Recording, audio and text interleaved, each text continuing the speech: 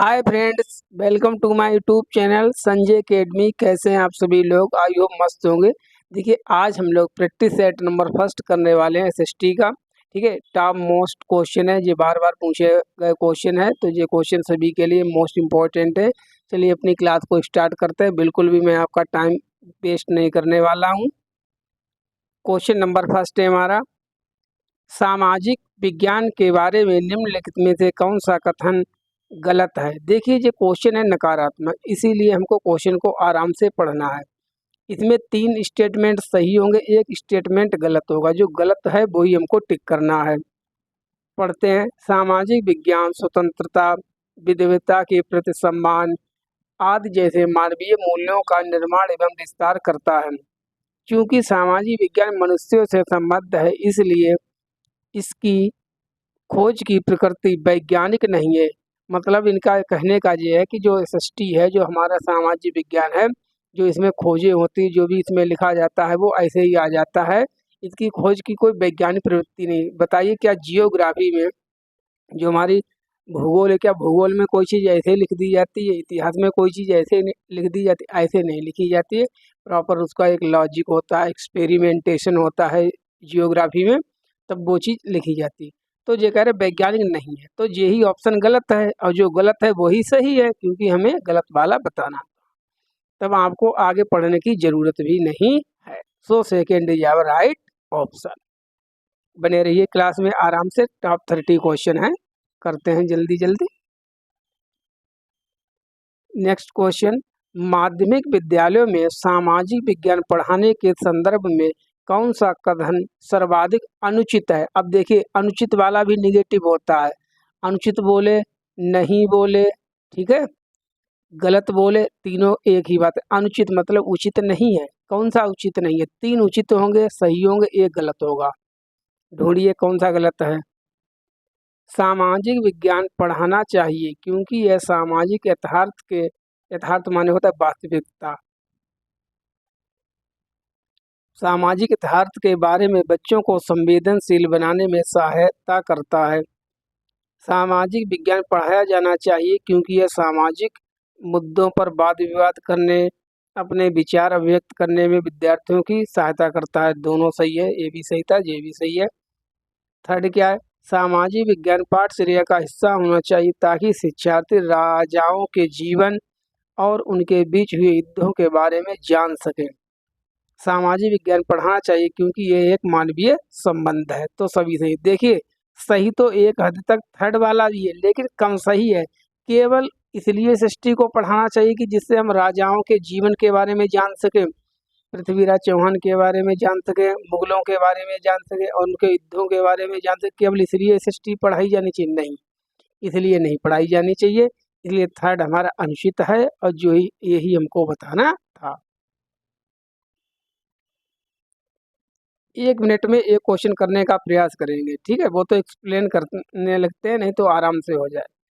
चलिए, राष्ट्रीय पाठ्यचर्या की रूपरेखा 2005 एनसीएफ 2005 ये सुझाती है कि नागरिक शास्त्र की जगह राजनीति विज्ञान शब्दावली का प्रयोग किया जाए। अब ऐसा क्या रखा है कि राजनीति की जगह पर हमको राजनीति विज्ञान नागरिक शास्त्र की जगह पर राजनीति विज्ञान शब्द का यूज करना पड़ रहा है? क्या इसके पीछे एक लॉजिक है? ये क्वेश्चन 2012 में भी पूछा गया था, अभी लेटेस्ट में भी पूछा गया था। नागरिक शास्त्र शब्दावली राज एरा में बनाई गई, जो आज्ञाकारिता और ईमानदारी के साथ जुड़ी हुई है। राजनीति विज्ञान शिक्षा के उच्च स्तर पर पढ़ाया जाता है, अतः विद्यालयों को इसके लिए आधारभूमि तैयार करनी चाहिए। राजनीति विज्ञान एक अध्ययन क्षेत्र के रूप में वैश्विक रूप में स्वीकृत है। राजनीति विज्ञान राजनीतिक प्रशिक्षण उपलब्ध कराएगा। देखिए, जान लीजिए, जो हमारी जो नई बुकें हैं उनमें नागरिक शास्त्र की जगह पर राजनीति विज्ञान यूज करने का प्रस्ताव किसने दिया? एनसीएफ 2005 ने कहा है। क्यों? क्योंकि जो हमारा जो नागरिक शास्त्र है, नागरिक शास्त्र का मतलब ये होता है ऐसे नागरिकों को तैयार करना जो आज्ञाकारी हों और राजा के प्रति ईमानदार हों। आपने देखा, जो ब्रिटिश काल था हमारे यहाँ, जो हम लोग गुलाम थे, तब उन्होंने इस शब्द को दिया था।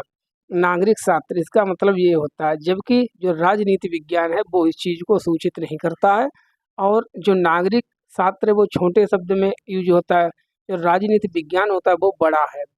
इसलिए कहा गया है कि नागरिक शास्त्र की जगह पर राजनीति विज्ञान शब्द का यूज करना चाहिए। So first is our right option. Question number 4,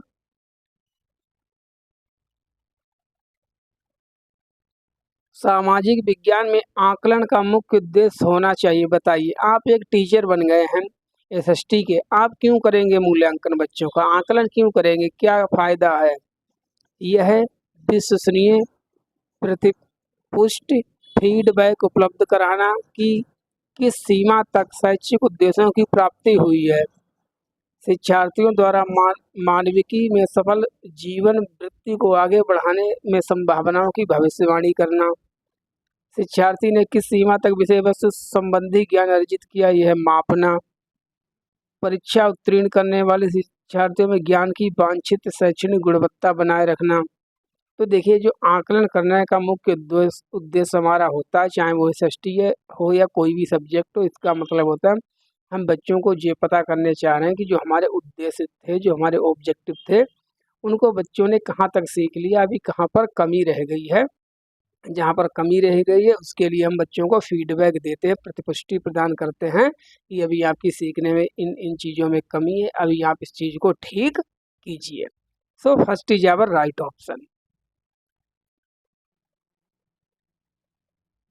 question number 5, शिक्षा बिना बोझ के, एजुकेशन विदाउट बर्डन 1993, यह अनुशंसित करता है, रिकमेंडेशन करता है कि सामाजिक विज्ञानों में अधिगम को, अब बताइए सामाजिक विज्ञान में अधिगम को कैसे आप देखते हैं।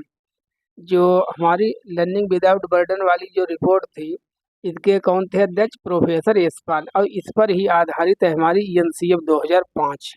एनसीएफ 2005 अगर क्वेश्चन पूछ लिया जाए सुपर टेट में कभी भी या सी टेट में कि ये किस पर आधारित है, एनसीएफ हमारी पूरी आधारित है लर्निंग विदाउट बर्डन।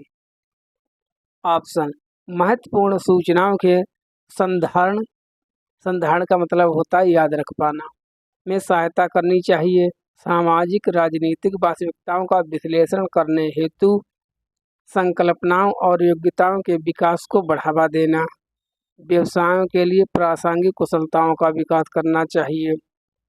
क्या कह रही है लर्निंग विदाउट बर्डन?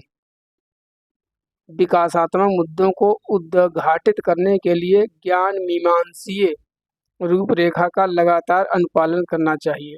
देखिए, जो हमारी जो पूरी ये रिपोर्ट आई थी लर्निंग विदाउट बर्डन, ठीक है, एजुकेशन विदाउट बर्डन, शिक्षा बिना बोझ के, इसका कहना था कि आप बच्चों को उनके वास्तविक जीवन से जोड़कर पढ़ाइए और बहुत ज़्यादा मत पढ़ाइए। ठीक है, ऐसा नहीं है कि फर्स्ट क्लास का बच्चा उसको सभी सब्जेक्ट पढ़ाने लगो, धीरे धीरे आगे बढ़ता जाए उसी प्रकार से उसको पढ़ाना है। बच्चे के जो बस्ता है इसका वजन कम करना है, इसीलिए इसका नाम पर जाइए शिक्षा बिना बोझ के। बिना बोझ के मतलब कम बोझ के, जो बस्ते का वजन हो बच्चे का वो कम करना है। हमको देखा होगा आपने, जो मोस्टली जो मैं तो देखता हूँ जो कॉन्वेंट स्कूल होते हैं उनके अगर थर्ड फोर्थ क्लास के भी बच्चे जाते तो इतना भारी बैग लेके जाते कि मम्मी पकड़ के ले जाती है साथ में। ये बच्चों को कैरी कर पाना बहुत ज़्यादा मुश्किल होता है, तो उस बस्ते का वजन कम करना है। ठीक है, ऐसी एजुकेशन हमको बच्चों को प्रोवाइड करानी है, इसी को देखते हुए एनसीएफ 2005 को लिखा गया था। तो second is our right. Question number 6, सामाजिक विज्ञानों में सर्पिल पाठचर्या का निम्नलिखित में से कौन सा लाभ है? सर्पिल पाठचर्या का मतलब होता है किसी भी चीज़ के प्रति वास्तविक जीवन से जोड़कर पढ़ना और उसके बारे में डीप अंडरस्टैंडिंग को डेवलप कर लेना, जिससे हम अपनी रियल लाइफ में उस चीज़ का एप्लीकेशन कर सकें। गहन समझ के साथ और एक लंबी समय अवधि के लिए संकल्पनाओं का संधारण, संधारण का मतलब होता है रिटेंशन, याद रख पाना। ठीक है, सभी विषयों में संकल्पनाओं का अनुप्रयोग करना, अंतर्वस्तु थीम आधारित सीखने को विकसित करने वाले अवसरों को बढ़ाना, संकल्पनाओं को अधिक उद्देश्यपूर्ण और प्रासंगिक बनाना। तो देखिए, अगर ना पता हो तो नोट कर लीजिए, याद कीजिए। सर्पिल पाठचर्या होता है, इसका मतलब होता है कोई भी चीज़ आप पढ़ें तो उसको बहुत डीपली पढ़ना, ठीक है, मास्टरी हासिल करना उस चीज़ में। जब आप किसी चीज़ में मास्टरी हासिल कर लेंगे, वो चीज़ आपकी ज़्यादा परमानेंट हो पाएगी, और उस चीज़ की जो रिटेंशन है, आपको याद करने की क्षमता है, वो ज़्यादा दिनों तक आपके माइंड में परमानेंट हो जाएगी। इसीलिए क्रियाकलाप के माध्यम से, एक्टिविटी के माध्यम से सीखने की बात कही जाती है। So first is our right option. Question number 7,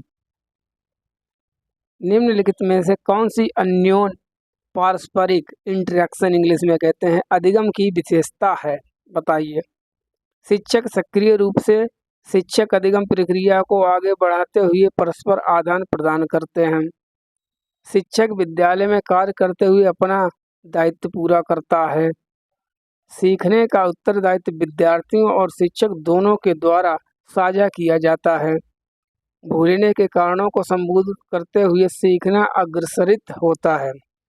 अब मतलब अन्योन्य क्रिया का मतलब होता है दोनों के इफेक्ट पर आधारित करता है, ठीक है, इंटरेक्शन पर निर्भर करता है। इंटरेक्शन किसकी इंटरेक्शन पर आधारित होता है? अधिगम। देखिए, अधिगम क्या है? सीखने एवं सिखाने की प्रक्रिया। अधिगम तभी तो सीखते हैं। तब इसका थर्ड सही होगा। सीखने का उत्तरदायित्व, जो रिस्पॉन्सिबिलिटी है, वो स्टूडेंट्स की भी है और साथ ही साथ टीचर की है, दोनों की है, ना कि किसी एक की है। So third is our right option. Question number 8, सामाजिक विज्ञान में परिणाम आधारित शिक्षार्थी अधिगम मॉडल निम्नलिखित में से किस पर प्राथमिक तौर पर केंद्रित होगा? देखिए, समूह गतिविधियां, भ्रमण एवं संकलित परीक्षाएं। वैसे तो सही लग रहा था भ्रमण वगैरह, लेकिन संकलित परीक्षाएं आकर गलत हो गया। कक्षा में पाठ्यक्रम का पूर्ण अध्ययन करवाना, बिल्कुल syllabus word to word complete करवाना। सूचना आधारित शिक्षण एवं संकलित आकलन। अधिगम उद्देश्य, लर्निंग ऑब्जेक्टिव्स। अधिगम गतिविधियां, रचनात्मक एवं संकलित आकलन।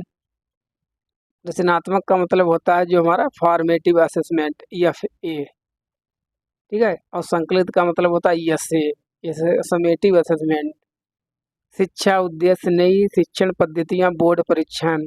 तो देखिए, जो परिणाम आधारित, परिणाम का मतलब होता है रिजल्ट, ठीक है, आपने कितना साल भर सीखा, क्या नहीं सीखा, उसको जब रिजल्ट मिलता है, जो रिपोर्ट कार्ड होता है, उस पर आधारित शिक्षार्थी का जो अधिगम मॉडल है, उसमें निम्नलिखित पर सबसे ज़्यादा जो फोकस है किन किन चीज़ों पर दिया जाता है? हमारे लर्निंग ऑब्जेक्टिव्स कि हमारे उद्देश्य क्या है। फिर अधिगम गतिविधियाँ, सिखाने के लिए गतिविधियाँ कराई जाती हैं। बीच बीच में बच्चों के टेस्ट लिए जाते हैं, जैसे हमारे यूनिट टेस्ट हो गए, क्लास टेस्ट हो गए, इसको कहते हैं हम रचनात्मक आकलन। और बाद में एक फाइनल जब सत्रांत होता है, मतलब साल का अंत होता है, तब बच्चों का एक पेपर लिया जाता है, जिसको हम कहते हैं समग्र मूल्यांकन या संकलित आकलन, summative assessment. So third is our right option.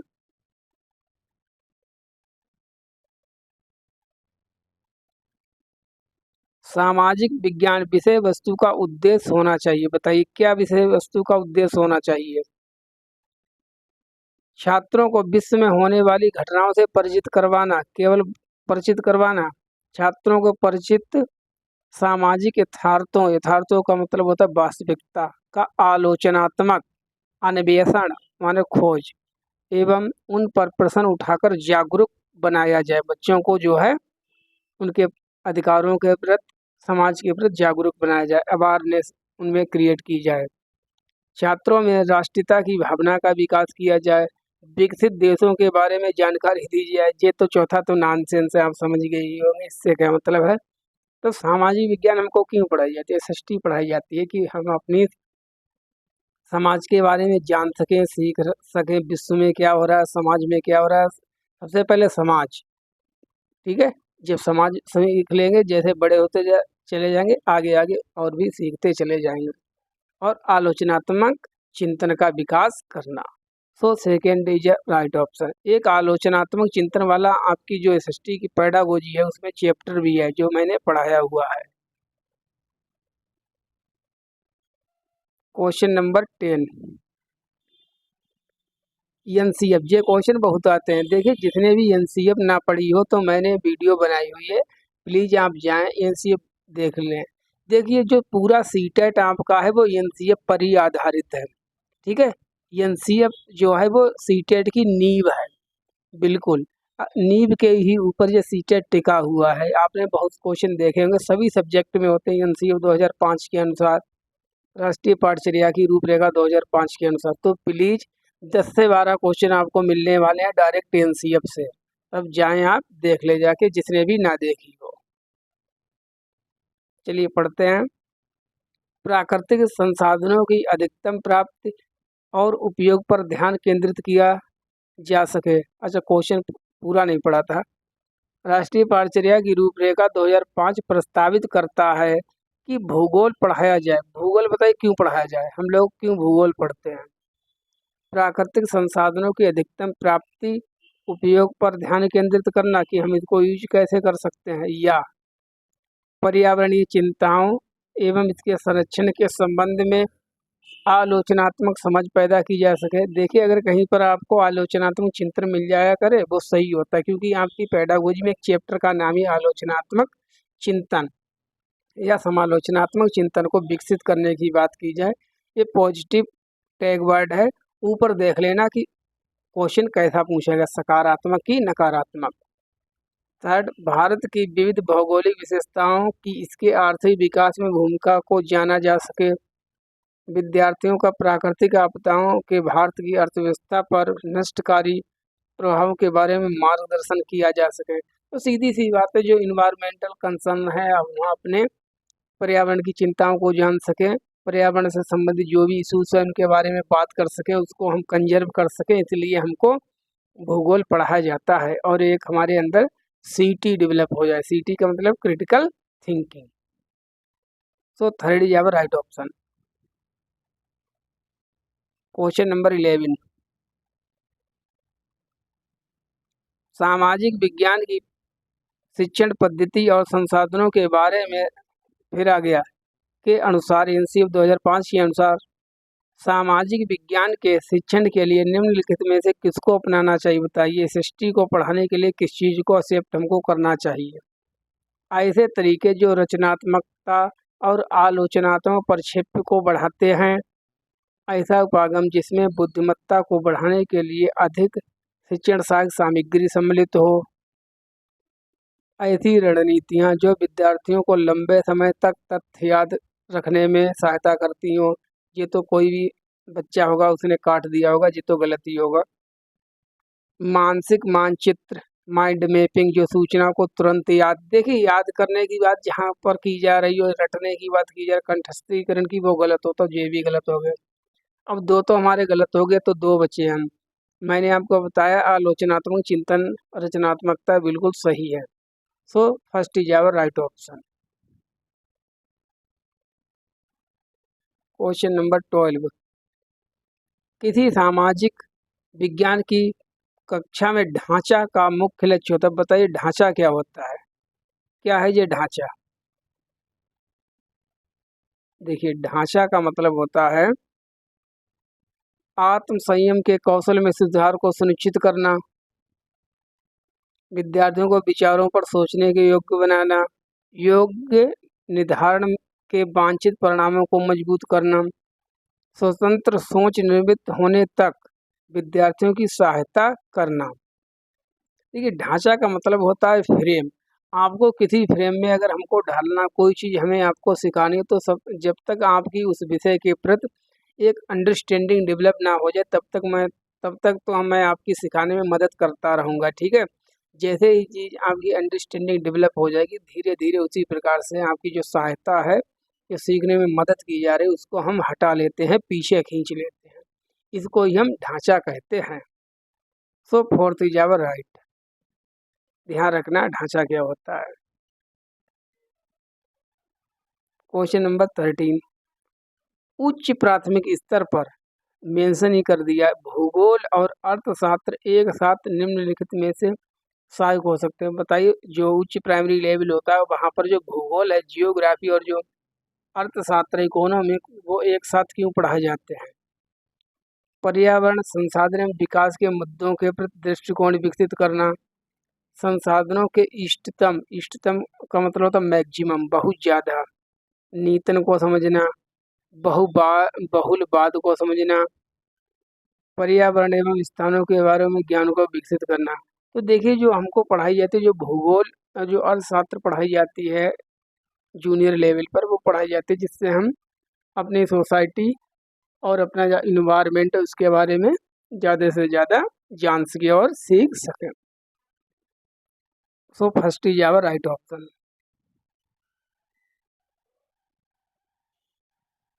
Question number 14, सामाजिक विज्ञान की पाठ्य पुस्तकों के प्रति क्या दृष्टिकोण होना चाहिए? अब बताइए। जो लोग थोड़ी भी मैथ साइंस पढ़ लेते हैं, ठीक है, वो एसएसटी को बहुत ज़्यादा कम समझने लगते हैं। ऐसा नहीं है। देखिए मैं तो दोनों का स्टूडेंट रहा हूँ, मैथ साइंस का भी हूँ और एसएसटी भी बहुत अच्छे से पढ़ी है, एक अंडरस्टैंडिंग भी मेरी है। तो देखिए आपकी सोच क्या होनी चाहिए, आपका नज़रिया क्या होना चाहिए। ऐसा तो नहीं है किसी बच्चे ने बताया कि भाई मेरा तो एसएसटी है, मैंने तो बीए किया है, ये किया है, तब आप उसको बहुत नीचा देखने लगे। ठीक है, ना तो हमें एसएसटी को नीचा देखना है विषय को, ना हम पढ़ने वालों को नीचा देखने हैं। ठीक है, सभी बराबर होते हैं और एसएसटी का भी एक बहुत ज़्यादा मोस्ट इम्पॉर्टेंट रोल हमारी सोसाइटी में है। अब बताइए क्या होना चाहिए? याद करने योग्य अभिलेख के रूप में केवल एसएसटी में केवल याद ही किया जाता है, केवल जो हिस्ट्री है क्या है उसमें डेटें ही याद की जाती हैं।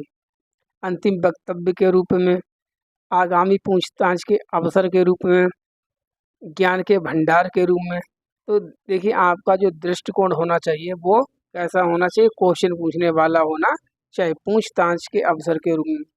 अगर बात भूगोल की हो रही है, ठीक है, तब आप भूगोल के बारे में ज़्यादा से ज़्यादा सीखने पर ध्यान दीजिए कि भाई जो होती हैं दिन रात कैसे होते हैं, ठीक है, और दिन रात बैरी कैसे इनका टाइम करता रहता है, रात कब होती है, दिन कब होता है, कौन सी वो डेटें होती जब दिन रात एक दिन बराबर हो जाते हैं, छोटे बड़े होने लगते हैं, बहुत सी चीज़ें हैं। तो इस पर आधारित होना चाहिए। अर्थशास्त्र कैसे काम करती है, इकोनॉमी हमारी कैसे रन करती है, तो ये चीज़ें होती हैं। So third is our right option. Question number 15, विद्यार्थियों को इतिहासकारों के समान सोचने के लिए प्रोत्साहित करने हेतु निम्नलिखित में से कौन सी विधि सर्वाधिक उपयुक्त? उपयुक्त मतलब जो क्वेश्चन है वो पॉजिटिव क्वेश्चन है, सकारात्मक क्वेश्चन है, इसका आंसर भी सकारात्मक देना है। मतलब आप क्या करें कि जो बच्चे हमारे हैं वो इतिहासकारों की तरह सोचने लगे, जैसे इतिहासकार जो हिस्टोरियंस होते हैं सोचते हैं, उस प्रकार से बच्चे भी सोचें। तो इसके लिए आपको क्या करना चाहिए? परियोजना विधि, स्रोत विधि, कहानी सुनाने वाली विधि, पूछताछ विधि, कौन सी विधि होगी इसमें? देखिए विद्यार्थियों को सबसे ज़्यादा एक्टिव करने के लिए, बिल्कुल हिस्टोरियंस की तरह सोचने के लिए आपको उनको स्रोत विधि का प्रयोग करना चाहिए। स्रोत विधि का मतलब सोर्स मेथड का मतलब होता है बिल्कुल मेन चीज़ दिखा दो, फिर उसके बारे में बच्चे अपना जो है माइंड विकसित करें। जैसे मान लीजिए मोहनजोदड़ो हड़प्पा की खुदाई हुई थी, ठीक है, तो दयाराम साहनी, राखलदास बनर्जी ये हिस्टोरियंस थे, तो ये लोग वहाँ पर गए, तब इन्होंने जो ये चीज़ें पाई गई उनके आधार पर एनालिसिस किया कि अच्छा यहाँ पर चावल पाए गए हैं और यहाँ पर जो है मूर्तियाँ पाई गई, तो उस समय के लोग मूर्तिकार भी रहे होंगे। तो इस प्रकार से वो लोग एनालिसिस करते हैं, एक चीज़ को पकड़कर उसका जो है एनालिसिस कर देते हैं। और जो जो हम लोग जो हिस्ट्री पढ़ रहे हैं, ऐसी कोई लिखी हुई बुकें थोड़ी ना मिलती हैं। कोई एक अवशेष मिला, उसकी उन्होंने व्याख्या कर दी, ठीक है, कि ये भी हो सकता है, ये भी हो सकता है। देखा होगा आपने इतिहास में मत होते हैं, तब इसी प्रकार से कोई चीज़ है तो उसके बारे में सीधे बच्चे को दिखा दो, फिर वो अपनी अंडरस्टैंडिंग उस पर डेवलप करे।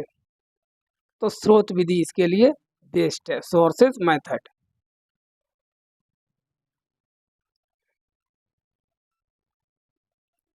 किसी ऐतिहासिक वर्णन का चुनाव करते समय निम्नलिखित में से किस उद्देश्य पर विचार किया जाना चाहिए? बताइए। आप किसी हिस्टोरिकल जो है वर्णन कर रहे हैं, एक्सप्लेनेशन कर रहे हैं, तो आप किस चीज़ को ध्यान में रखेंगे? लोकप्रिय घटनाओं को उजागर करना, मूल्यपरक निर्णय देना, प्रसिद्ध व्यक्तियों का मूल्यवर्धन करना, कारणात्मक संबंध और निष्कर्ष स्थापित करना, जिसे हम कहते हैं कार्य कारण का सिद्धांत। अगर आप कोई भी चीज़ एक्सप्लेन कर रहे हैं तब आप जो है उसका कारण क्या है, उसका रीजन क्या है, ठीक है, और उसका निष्कर्ष क्या है, इन्फीरियंस क्या है, असर्शन जिसको कहते हैं। ऐसे जो क्वेश्चन पूछे जाते हैं असर्शन एवं रीजन वाले, कथन एवं कारण वाले, तो किसी भी चीज़ के पीछे कारण क्या है, अगर कोई चीज़ हो रही है, और उसका जो है मतलब क्या है, उसका निष्कर्ष क्या है। So fourth is our right option. Question number 17, कारखाने के विषय में पढ़ाने के लिए सबसे उपयोगी विधि होगी, बताइए। आपको बच्चों को कारखाने के बारे में पढ़ाना है, फैक्ट्री के बारे में पढ़ाना है, तो आप कैसे बच्चों को ज़्यादा एक्टिव होकर पढ़ा सकते हैं, सिखा सकते हैं। किसी विशेषज्ञ को नियंत्रित नहीं हो पर होगा, निमंत्रित होगा, ठीक है, इन बुला करके बुलाना, ठीक है। मान लीजिए किसी भी गेस्ट को बुला लिया, विशेषज्ञ को, एक्सपर्ट को बुला लिया, उससे ज्ञान ले रहे हैं। किसी औद्योगिक कारखाने की यात्रा आयोजित करना, एक डॉक्यूमेंट्री फिल्म दिखाना, एक कहानी सुनाना। अरे सबसे अच्छी बात है उनको पढ़ाने के लिए कारखाना को एक फैक्ट्री दिखा लाओ, ठीक है, वो समझ जाएंगे कि हाँ फैक्ट्री से क्या क्या नुकसान होता है, क्या क्या फ़ायदा होते हैं, कैसे फैक्ट्री रन करती है।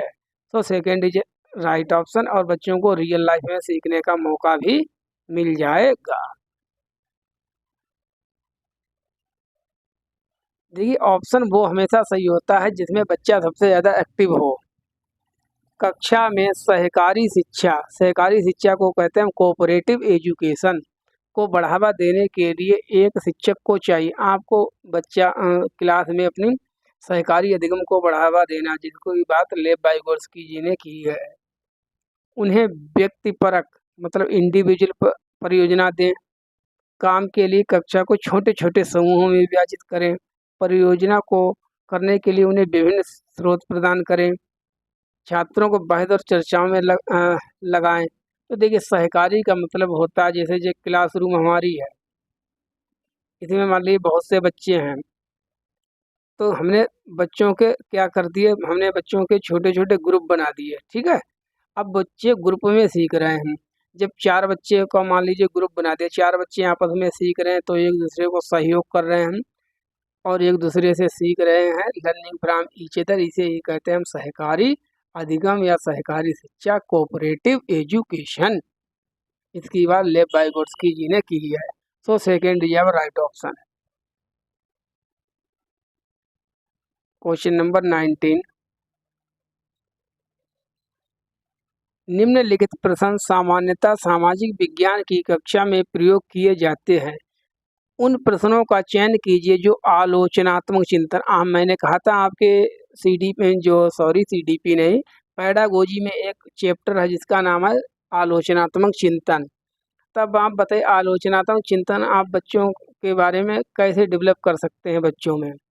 आलोचनात्मक चिंतन के विकास के लिए बेहतर क्षेत्र उपलब्ध कराते हैं, मतलब ज़्यादा। 4 कथन है, चूज कीजिए। कानून के नियम से आप क्या समझते हैं? अपने रोजमर्रा के जीवन से 1 या 2 उदाहरण देकर समझाएं। 2 सुझावों को सूचीबद्ध कीजिए जो घरेलू हिंसा के विरुद्ध भारतीय कानून के बारे में जागरूकता पैदा करने के लिए प्रयोग किए जा सकते हैं। घरेलू हिंसा से आप क्या समझते हैं? महिलाओं को घरेलू हिंसा के विरुद्ध नए कानूनों के द्वारा प्राप्त 2 संवैधानिक अधिकारों को सूचीबद्ध कीजिए। भारत में कानून के नियम का सामान्यतः पालन नहीं किया जाता है। क्या आप इस कथन से सहमत हैं? अपने उत्तर की पुष्टि करें। आप बताइए, 1 मिनट लगाइए इस क्वेश्चन के ऊपर, क्या सही हो सकता है। देखिए आलोचनात्मक चिंतन का मतलब होता है कि जिस चीज़ पर बच्चा मौलिक रूप से अपने आप से सोचे, ज़्यादा सोच विचार करे कि क्या है क्या नहीं है, क्या सही हो सकता है क्या गलत है, जो बच्चे के माइंड को सोचने के लिए ज़्यादा विवश करते हैं।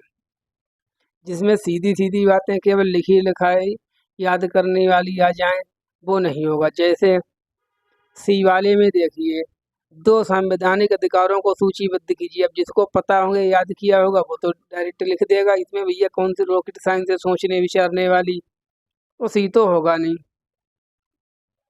अब हम बात करते हैं डी की। भारत में कानून के नियम सामान्यतः पालन नहीं किया जाता। भाई क्यों नहीं पालन किया जाता? रूल ऑफ लॉ चलता है भारत में, तो है ही rule of law, fundamental right, sorry funda जो बेसिक प्रिंसिपल्स हमारे कॉन्स्टिट्यूशन है उसका है।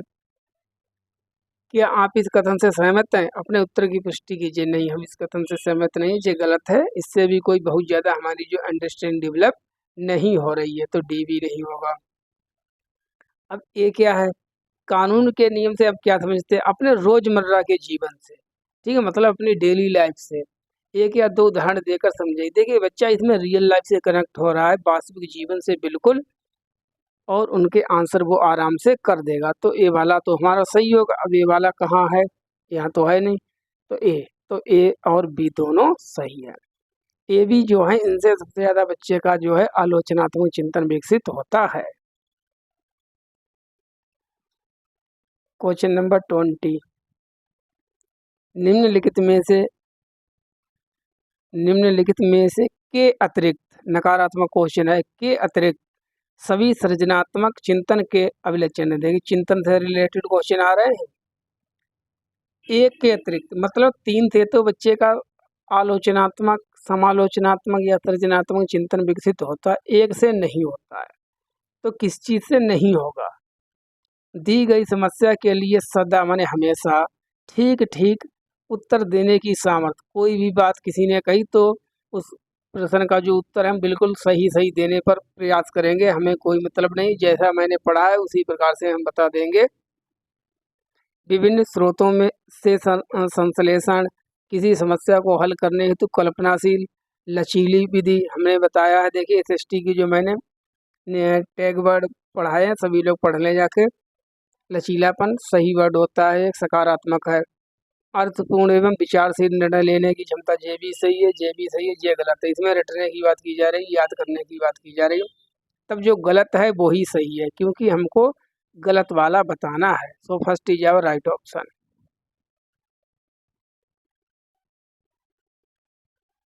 क्वेश्चन नंबर 21, राज्य सरकार के कार्यों पर चर्चा करते हुए स्वास्थ्य, जल, यातायात इत्यादि से संबंधित मुद्दों पर चर्चा की जा सकती है, जिससे क्या होगा बताइए?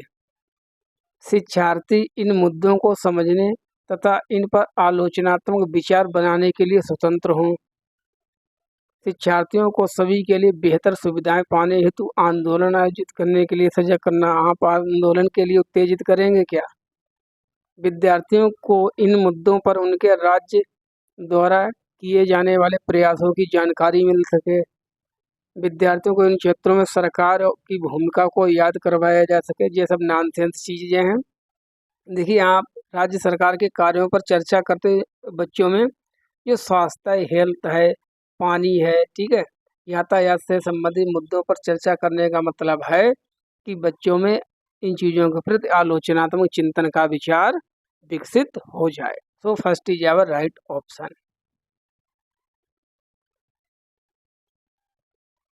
क्वेश्चन नंबर 22, अवलोकनीय तथ्यों से निष्कर्ष निकालने की प्रक्रिया कही जाती है। अवलोकनीय का मतलब होता है जिन चीज़ों को देखते हैं, देख देखकर जो हम तथ्य सीखते हैं उनसे आप क्या अंडरस्टैंडिंग निकालते हैं, समझ निकालते हैं, क्या करते हैं, उसको क्या कहते हैं? विश्लेषण, प्रतिपादन, निगमन, मस्तिष्क आलोड़न। पता नहीं जी आलोड़न क्या होता है? मस्तिष्क आलोड़न का मतलब यहाँ पर वो होगा ब्रेन स्टॉर्मिंग जिसे कहते हैं। बताइए क्या होगा? तब देखिए अगर आपने कोई चीज़ देखी है, मान लें आपने सोसाइटी में कोई घटना देखी कि अच्छा सोसाइटी में कोई मान लीजिए दुर्भाग्य में कोई एक्सीडेंट हो गया, ठीक है, दो कारों की जो है भिड़ंत हो गई है, एक्सीडेंट हो गया। तब अगर आपने अवलोकन किया, देखा हुआ है, तथ्य है, तब आप इससे एनालिसिस करेंगे कि क्या कारण था जो इनकी टक्कर हुई। क्या ये दोनों की स्पीड ज़्यादा थी, कोई ड्रिंक करके चला रहा था, ठीक है, या कंजेस्टेड एरिया ज़्यादा था, स्पीड ज़्यादा थी। तो इन चीज़ों से हम विश्लेषण करते हैं, एनालिसिस करते हैं घटना का।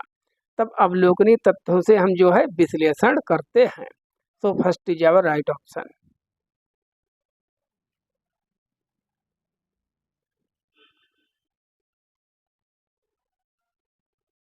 23 सामाजिक विज्ञान की कक्षा में अवधारणाओं को स्पष्ट करते समय जब एक शिक्षक व्यक्तिगत अनुभवों का प्रयोग करता है तो वह, मान लीजिए आपको कोई टॉपिक पढ़ाया जा रहा है, बच्चा सर जी पूछते हैं कि बताइए बेटा आपका इसके संबंधित आपका क्या अनुभव रहा है, व्यक्तिगत जीवन में आपके इसके क्या अनुभव है। तो जो टीचर है वो बच्चे के व्यक्तिगत अनुभवों का प्रयोग करता है तो वह पाठ को भागीदार, दिलचस्प मतलब इंटरेक्टिव बनाने वाला बनाता है। शिक्षार्थियों की ऊर्जा का सरलीकरण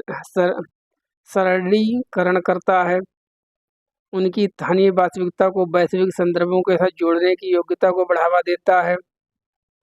शिक्षार्थी में भाषिक और सांस्कृतिक विविधता का ध्यान करता है। तो क्यों ऐसा कर रहा है वो, देखिए जहाँ पर वास्तविक जीवन से जोड़ने की बात की जा रही है, ठीक है, वो सही होता है। थर्ड, उनकी स्थानीय वास्तविकता, जो भी उन्होंने देखा है समझा है उस चीज को वैश्विक संदर्भों के साथ जोड़ने की योग्यता को बढ़ावा देना। इसलिए जो है अध्यापक है वो इस प्रकार से बच्चे का प्रयोग कर रहा है। रुक जाइए, एक बार क्वेश्चन को दोबारा पढ़ लेते हैं, मुझे तो इसका आंसर गलत लग रहा है। सामाजिक विज्ञान की कक्षा में अवधारणाओं को स्पष्ट करते समय जब एक शिक्षक व्यक्तिगत अनुभवों का प्रयोग करता है तो वह, नहीं थर्ड नहीं होगा, इसका आंसर फर्स्ट होगा। बच्चों को बिल्कुल अपना लगने लगे, ठीक है, कि मेरे भी इसके चीज़ के बारे में अनुभव जो है चैप्टर को इंटरेक्टिव बनाने के लिए, ठीक है, इसलिए वो बच्चों के व्यक्तिगत अनुभवों का प्रयोग करता है। तो first is our right option. हो जाता है कभी कभी, ठीक है, गलतियां तो होना जरूरी है। क्वेश्चन नंबर 24 सीखने की क्षमता वाले शिक्षार्थी किस प्रकार की कक्षा में अन्य छात्रों के साथ सीखते हैं, बताइए। तब इसका तो मैंने चीख चीख के एक ही आंसर बताया है, कहीं पर इस प्रकार की बात हो लिखा हुआ तो ऐसे आंखें बंद कर लो, समावेशी वाला ऑप्शन भर देना। समावेशी शिक्षा क्या होती, आई बराबर जी प्लस यस, जिसने ये याद कर ली लाइन, जीवन में कभी भी समावेशी शिक्षा से क्वेश्चन गलत नहीं होगा। आई फॉर इंक्लूसिव एजुकेशन, समावेशी शिक्षा मिल जाए, समावेशी पाठ्यक्रम मिल जाए, समावेशी पाठचर्या मिल जाए, कुछ भी मिल जाए वो सही ही होता है। समावेशी, जी फॉर जनरल, सामान्य, सामान्य समझ लीजिए। एस फॉर स्पेसिफिक का मतलब विशिष्ट, जब एक ही क्लासरूम में विशिष्ट बच्चा मतलब विकलांग है या दिव्यांग जिसको कहते हैं, कुछ भी है, और सामान्य बच्चे जब एक ही क्लास रूम में एक साथ बैठकर पढ़ते हैं तो ऐसी कक्ष को हम इंक्लूसिव क्लासरूम कहते हैं, समावेशी कक्षा कहते हैं। So second is our right option. Question number 25 प्राकृतिक वनस्पति और वन्य जीवन विषय वस्तु से छात्रों को परिचित कराने के लिए सर्वोत्तम शैक्षणिक विधि, आप बच्चों को जो है प्रकृति के बारे में बताना चाहते हैं, वनस्पतियों और उनके जो वाइल्ड लाइफ है, जो जानवर रहते हैं उनके बारे में सिखाना चाह रहे हैं, पढ़ाना चाह रहे हैं, तो इसके लिए आपको क्या करना चाहिए जिससे बच्चे ज़्यादा अच्छी प्रकार से सीखें। पाठ्य पुस्तक का पठन एवं चर्चा किताबों के माध्यम से सिखाइए। विषय वस्तु पर डॉक्यूमेंट्री फिल्म कोई दिखा दी, वन्य जीवन अभ्यारण्य का भ्रमण, वाइल्ड लाइफ सेंचुरी का आपने ट्रिप करवा दिया। व्याख्यान के लिए विशेषज्ञ को आमंत्रित करना, नहीं, ये सब गलत है। देखिए ईवीएस और जो आपकी एसएसटी होती है, इसमें जो होता है फील्ड ट्रिप जो होती है, हमारा जो क्षेत्र भ्रमण होता है, इसका बहुत ज़्यादा रोल होता है। तो third is our right option. क्यों, क्योंकि इसमें जो बच्चे हैं अपने वास्तविक जीवन में सीखेंगे। क्वेश्चन नंबर 23 पढ़िए आराम से क्वेश्चन को। एक शिक्षिका विद्यार्थियों को सुझाव देती है कि वे एक तालिका बनाएं, मतलब एक टेबल बनाएं, जिनमें उनके द्वारा एक सप्ताह में उपयोग किए जाने वाली बाल्टियों की संख्या, पानी की ना, लिखी गई हो। इस गतिविधि के बाद वे पानी के प्रयोग और संरक्षण के बारे में चर्चा शुरू करती है। शिक्षिका कक्षा में किस प्रकार के अधिगम को प्रोत्साहित कर रही है, है। मतलब क्वेश्चन ये एक टीचर है वो अपने बच्चों से कहती है कि एक ऐसी टेबल बनाना जाके जिसमें तुम ये लिखना कि भाई कि जो मैं पर डे हूँ वो कितनी ज़्यादा बाल्टी का जो मैं यूज करता हूँ, पानी कितने लीटर में पानी यूज करता हूँ। ऐसे एक टेबल बना लेना, उसमें यहाँ पे डे लिखना, यहाँ पर बाल्टियों की संख्या लिखना कि कितना इतना पानी यूज करता है। तो यहाँ पर सीधी सी बात की जा रही बाल्टियाँ पानी के माध्यम से कि जल के प्रयोग और संरक्षण के बारे में चर्चा की जाती है। ठीक है, तब ये किस चीज़ पर आधारित है? निगमनात्मक विधि, वृत्त अध्ययन विधि, समस्या समाधान विधि, पूछताछ विधि। देखिए जब किसी भी घटना को लेकर बात की जा रही है तो उसको हम वृत्तांत कहते हैं, वृत्तांत अध्ययन विधि इसको कहते हैं। एक इज प्रिंट हो गया है, ठीक है, यहाँ पर वृत्तांत होगा। वृत्तांत कोई भी घटना है, जैसे हम जल संरक्षण पर बात कर रहे हैं, क्योंकि वो जो है शिक्षिका विद्यार्थियों से कहती है, इसलिए इसको हम कहते हैं वृत्त अध्ययन विधि, वृत्तांत अध्ययन विधि।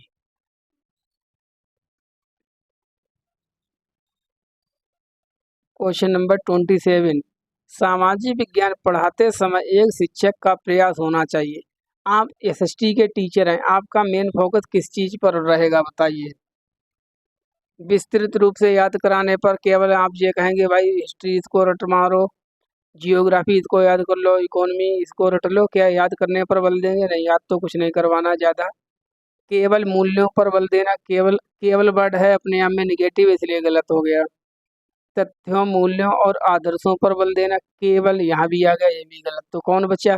थर्ड। तो ऐसे भी आप कर सकते हैं, तथ्यों, मूल्यों और आदर्शों पर बल देना, ये मेरा प्रयास रहेगा इस हिस्ट्री को पढ़ाते समय।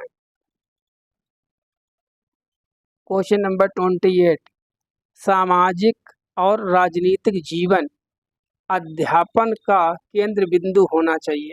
आप अगर पढ़ा रहे हैं टॉपिक जो है हमारा सामाजिक और राजनीतिक जीवन, तो आप इसको किस प्रकार से पढ़ा सकते हैं?